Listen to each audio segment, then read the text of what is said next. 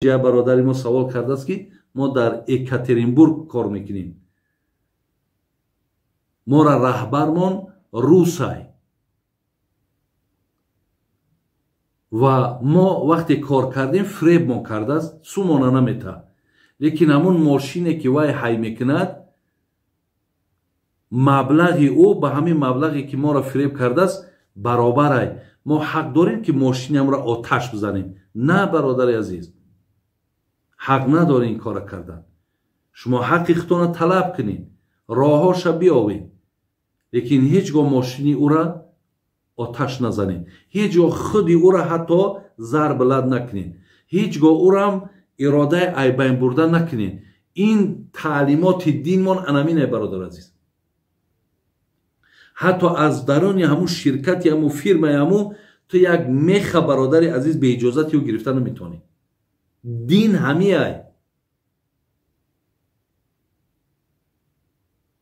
از همین لحاظ باز یک بار دیگه برادران عزیز به خاطر الله مهربان میگم تون احتیاط کنین. در کجای باشین 5 وقت نماز تا بخوان، حرام از حلال برادر عزیز جدا کن، سحر همون پای کارو چه برای کارا کده، باز بیگاه که آمدی با همه عادتی که مردم مسلمان داشت همه کارکات انجام بده. هر روز خانواده کده زنگ بزن، پدر داری، مادر داری، زن داری، فرزند داری، با آنها صحبت کن تا همون بیچاره هم در حالت ناگوار نباشن، تا اونها را هم در یک حالت ناگوار قرار نتین.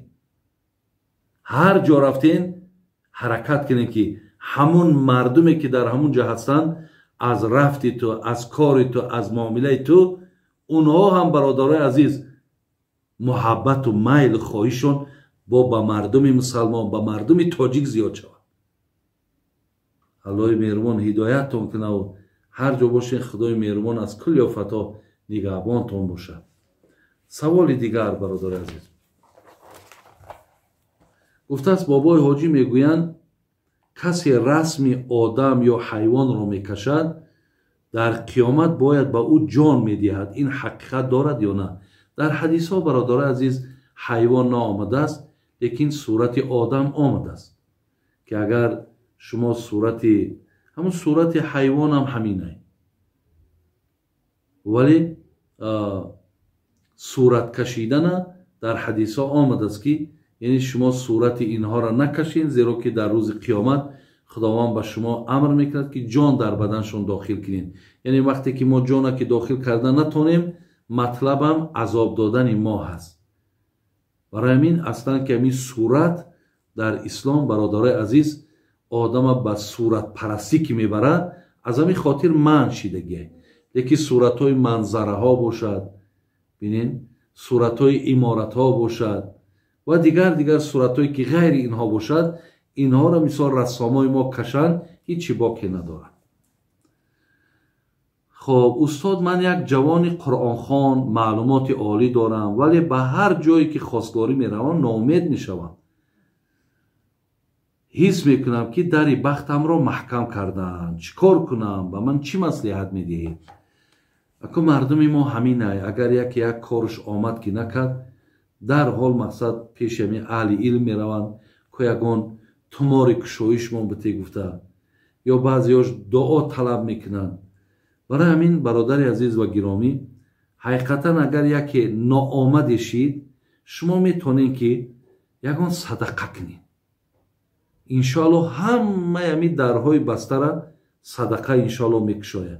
یک صدقه کنین، دستان برسد، گفتی مردم خدمون یک خون کنین، یک بزیچه، یک گوسفنده ذبح میکنی، همون گوشتکاش هم میگیری همسایه دا 1-2 کیلویی 3 کیلویی تقسیم میکنی، با مقصدی که خدای مهربان که همین کاری مده اگر یگان سیاهی آمه باشه، یگان مشکلاتی آمه باشه، خدای با فضل کرمت به خاطر این احسانی که به خاطر تو کردم، الله مهربان همین را دور که انشاءالله نمی کشایی شای. یا شب مقصد نماز تهجد بخوان یا قرآن بخوان، دست بردار دعا کن، از الله مهربان امید است که خدا خواهد کارات کشایش پیدا میکنه. پیش هر آدم رفته و کمر یک تمار کشایش بته، که یک ببین کتابه که ای چی گپ شیده، این کارها را نکنیم برادر عزیز. بابا جان من صاحب کار هستم، با خرید و فروش طلا مشغولم. بعضی همکارانم از ترازو میزنند. حکم این گونه شخصان چی است؟ اولا برادر عزیز، وقتی میبینی که یک برادر تو از ترازو میزنه، وقتی منکرات شرعی را دیدی، باید تا همه آدمی را که فریب داده بگوی برادر عزیز، همین آدم مثال 1 گرم یا نیم گرم یا 2 گرم طلای ترا الکی در ترازو زدگیه. شما این حالت بگین، زیرا که اگر نگفتین گناهکار میشین. پیامبر میگه اذا رأى منکم منکرا فلیغیره بیده. این منکرات شرعی را دیدی، با دست تغییر بده. فإن لم یستطع فبلسانی. اگر وقتی که با دستت نتونستی، با زبانت بگو. اونم را باید با زبان بگوی تو.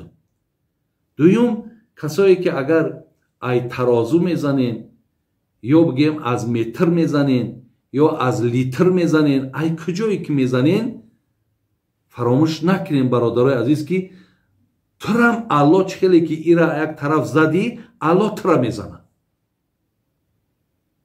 حضرت جنونی میگفت حقی مردم دهد لذت به کامت، گلوگیر شود روز قیامت. ولی امروز مقصد ها برد کردی، 100 سومای 200 سومای 1000 سومای فایده کردی، لیکن اینها میگه روز قیامت گلوگیرت میشود. این لقمه حرام برادر عزیز، این هم دنیا تا خراب کردگیه، هم آخرت تا خراب کردگیه. الله رحمت کنه بایزید بستامی را. میگه یک کس آمد گفت حضرت، یک عالم شنیدم که میگه کسی بگد لا اله الا الله داخل جنت میشود. این گپ حقیقت داره؟ گفت حقیقت دارد.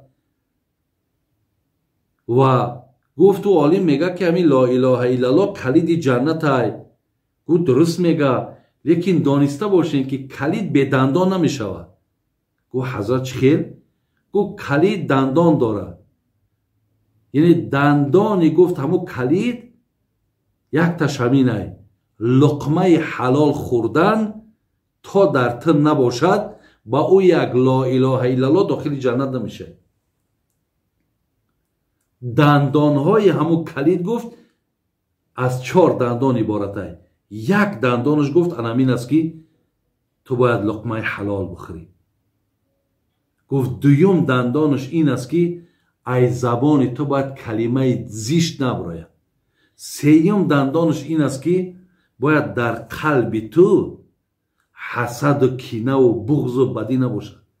چهارم گفت در علمت بدعت و خرافات و شرکیات جا نکن. همین 4 دندان اگر در همون کلید باشد، گفت تو داخل جنت میشه. پس برادرای عزیز، کسانی که شما ای کیلا ای ترازو ای کدام جهت فریب کردی و خوردی، تو حرام خوری. برای این در پیش الله مهربان تو حتما جواب میگویی. همون سوره مطففین، ویل للمطففین که در پاره 30 از قرآن هست، مخصوص برای آدمایی که ترازو را کم میزدن، الله برای اینا سوره مخصوص فرستاد. پیامبر وقتی مدینه آمد، در مدینه دید که مردم ای ترازو فریب میکنن. آیت آمد که وای به حال کسانی که ای ترازو، ای کیلا، ای لیتر، ای متر، ای هر جایی که فریب میکنی حق مردم هم میخری. الله گفت ویل برای اینا. ویل میدونی چیه؟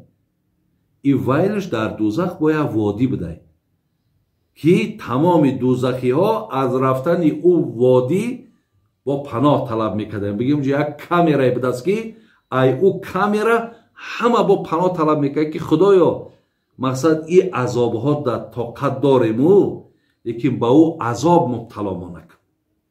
انمی برای آدمایی هست که مردم فریب میکنن، حق مردم میخورن. خب سوال دیگر، در وقت سجده چشم ها را باید بپوشی؟ نه، چشم ها باید دویم کشاده باشن. در حالت مثال راستا هم، در حالت رکوع هم، در حالت سجده هم، همه وقت باید چشم ها کشاده باشن. در مسجد با تلفن بازی کردن چی حکم داره؟ البته آدم مسجد که در آمد، مسجد به خودش قاعده داره. وقتی با پای راست که در اومدی با پای چپ میبروی. وقتی در مسجد که در اومدی تحیه مسجد میخوانی، قرآن در پیشت میمونی تا زمان آغاز نماز قرآن میخوانی. قرآن خوان نباشی، تسبیح را میگیری، ذکر میکنی. این از آداب مسجد. وقتی در آمدی و در درون مسجد تلفن قطعی بازی کردی، برادری عزیز، ای اویه که مسجد میره نره بهتره. تو در درون مسجد بدروی یوتیوب تماشا کنی، بدروی هر خیل برنامه بی‌معنی و خنده و دیگر تماشا کنی. او مسجد آخه جای این نیست کو. مسجد جای مسجد گفتن، اوجا جای سجدگاه گفتن، او را خانه خدا گفتن، او را خانه آتیت نگفتن.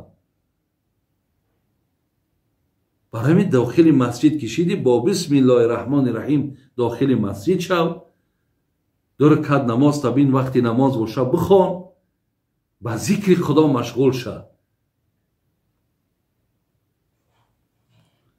بابا جان در وقت طهارت یگان چکره از پیشابم در لباس میرسد، با این لباس نماز خواندن جایزه؟ جایز نیست. هرگاهی که پیشاباتون اگر در لباساتون چکه، او لباس بینماز میشه. دادر عزیز، همون 2 نفری را که پیامبر در قبرشون عذاب دید، یکتش همین بود که همیشه در لباسش آب پیشابش میریخت. برای همین پیامبر گفتن که شما از پیشاب پرهیز کنید، اجتناب کنید، احتیاط کنید، زیرا اکثر عذاب قبر ای پشت همین پیشاب چکیدن ای. خب زن و شوهر جدا باشن ولی برای فرزندانشون با تلفن صحبت کنن جایز ای؟ اکو جایزیش همینه که وقتی که مردک زنش زنگ زد، وقتی بینشون مقصد طلاق ای یا جدا شدن، همین میگد که مقصد ها فلانی همو بچه مرا تلفن ابتی یا دختری مرا تلفن ابتی، این خیلی قطعش صحبتی خیلی که با زند میکنی و خیلی نمیکنی صحبت. فقط نازین اولاتون خوبه که همو بچه‌های دخترکای باشه اگر تلفن ابتی تمام نمیخه. قایدش همینه. یا اگر همون مادری که اگر تلفن در دستش باشه دانه که همین مثال همو شوهری اوله شای یا شوهری جدا شده شای، لازم نیست دیگه علیا بگه، میتونه که در دست دختر شای بچه شای بتا، با این راهی بهترین شای. حاجی بابا آیدی مردهایی که خودشون رو اهمیت نمیتین، بوی میکنن ولی عیب زنها رو میابن، آنها رو از هر چیز طعنه میکنن، چی گفتنی داره؟ او حضرت امام احمد حنبل، من در همین نور تیوی 10 نصیحت برای مردها کردگیم، شما را بیابین. یک تاش درباره همینه. امام احمد حنبل بچه‌ش گفت که بچه‌م تو میخوای که زنت بوی خوش داشته باشه؟ گفت بله. میخوای که لباس زیبا داشته باشه؟ گفت بله. میخوای که زیبا باشه، یعنی چقدر خودش آرا و تارا داده باشه؟ گفت بله. گفت همینها را زنم از تو میخواه. زنم میخواه که تو هم بوی خوش داشته باشی، زیبا باشی، لباس خوب داشته باشی. برای همین این زیباگی و این بوی خوش و مقصدی آرا و تارا فقط برای زن نیست. مردک هم باید خودش آرا و تارا بته. مردک باید بوی نکنه، مویهای زیر کش زیر بغل باید تازه باشه. در همین فراوانی آب صابون توانی اگر هر روز یک بار سرت بشو. خوش به حال کسایی که مستحب میکنیم، میگه با شامپون و با صابون مستحب میکنیم، هر باری مستحب مونه. از همین لحاظ برادرها و خواهرای عزیز، حقیقتا مثال مردک باید تازه و آلفته باشه. حتی در کتاب خواندم که میگه اگر وقتی مردک و زنک هر دوش پیش از همخوابگیشون غسل کنن، خداشون خوشبو کنن، تیار آماده کنن، بعد همخوابه شون، حتی با برای اینها گفت فرزندای خوب سالم هم آمدنش امکان داره. انا این سوال و جواب ده گفتم که بعضی بچه ها در روسیه تعریف کنن که زنکای عروس لوچ خواب میکنن، گفته بسیار мақсад ҳамин чиз барошон писанд омай, ин коршон агарчанди кори хатоай, лекин ин коре доранд ки пеш аз ҳамхобагӣ дидем ки ҳатман овозӣ мекунанд.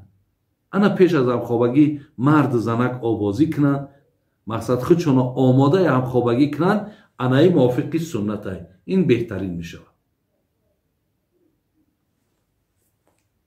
ба ҳар ҳол мардак бояд тоза бошад, покиза бошад, хушбӯй бошад.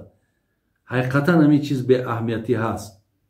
як камтарак мақсад худотона аҳамият диҳен, либосотона аҳамият диҳен, баданҳотона аҳамият бидиҳен.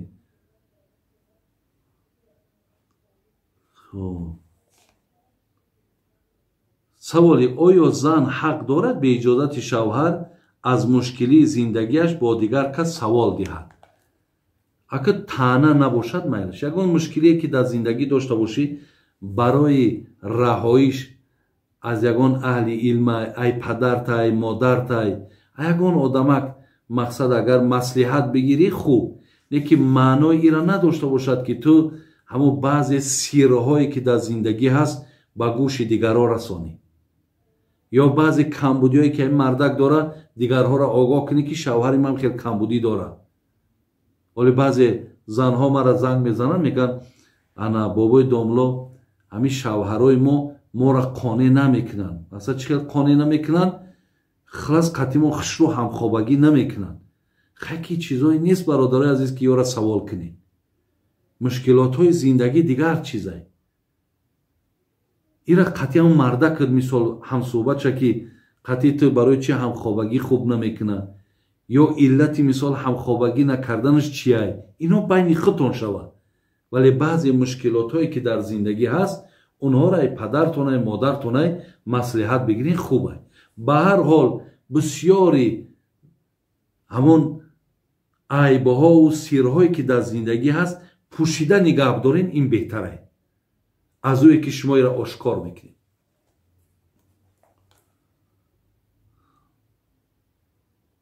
мусалмон аз муъмин чӣ фарқ дорад? дар мазҳаби худмон ҳеҷ фарқ надорад. мазҳаби худмон мегӯянд мусалмон ва муъмин мисли пушт ва мисли шикаманд. яъне шикам бе пушт ё пушт бе шикам ҳеҷ вақт мақсад вуҷуд дошта наметавонанд. барои ҳамин мусалмон муъминай, муъмин мусалмонай. инҳоро аз якдигар ҷудо карда мо наметавонем. агарчи мазоҳиби дигар, равиёи дигар инҳоро инша айниш бартар медонанд, лекин мазҳаби худмон мусалмону муъмина як чиз мешуморад. мегӯянд мисли шикам ва пуштанд, яъне ҳарду як чизанд. хуб устод, мо як гурӯҳ ҷавонон пул ҷамъ мекунем ва гирди қабристонҳоро обод мекунем. оё ин кори мо савоб дорад? албатта савоб дорад. ин кори хайрай. ҳамон мардуме ки дар қабристон ҳастанд, онҳо бародароу хоҳарои мову шумоам. онҳо ҳам мақсад гӯем ки эҳтиромшон, ки эҳтироми одами зиндаай. гирчона маҳкам кунем ки як ҳайвонай, ягон чарандай, як дарандай мақсад дохили онҳо нашавад, қабрҳоро зери по накунанд. худо хоҳаи пули шумо дар роҳи савобай. иншоалло шумо аз ин кортон савоб мегиред. худои меҳрубон бозам тантона сиҳат кунад, умротона дароз кунад. зеро ки чанд савол шид хондистам, монда шидам. худо хоҳад бо инҷа саволҳо бениҳоят зиёданд. бародарои азиз, бениҳоят савол зиёдай. акун ман ҳамин қудрати қувват дорам ки барои шумо мисол саволҷавоб кунам. аллои меҳрубон умротона дароз кунаву дар паноҳи раҳмат ва исматаш нигаҳбонтон бошад. салому алайкум ва раҳматуллоҳи ва баракотуҳ.